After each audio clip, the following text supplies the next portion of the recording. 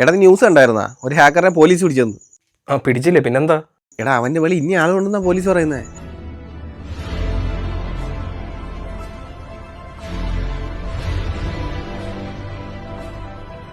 സ്വകാര്യ ഡിറ്റക്റ്റീവ് ഏജൻസിയിൽ പ്രവർത്തിച്ചു. വിവരങ്ങൾ ചോർത്തി നൽകുമെന്ന് സമൂഹ മാധ്യമങ്ങളിൽ ഇയാൾ പരസ്യവും നൽകി. കേന്ദ്ര ഏജൻസികൾ നൽകിയ രഹസ്യ വിവരത്തിന്റെ അടിസ്ഥാനത്തിലാണ് 2 ദിവസം മുൻപ് പത്തനംതിട്ട സൈബർ വിങ് ഇയാളെ പിടികൂടുന്നത്. டேய் நீக்கு என்ன மயிரடா அங்கே பண்ணிட்டு இருக்கா?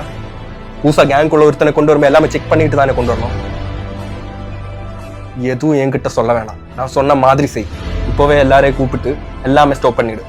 நான் சொன்னதுக்கு அப்புறம் தான் ஸ்டார்ட் பண்ணணும். புரிஞ்சுதா?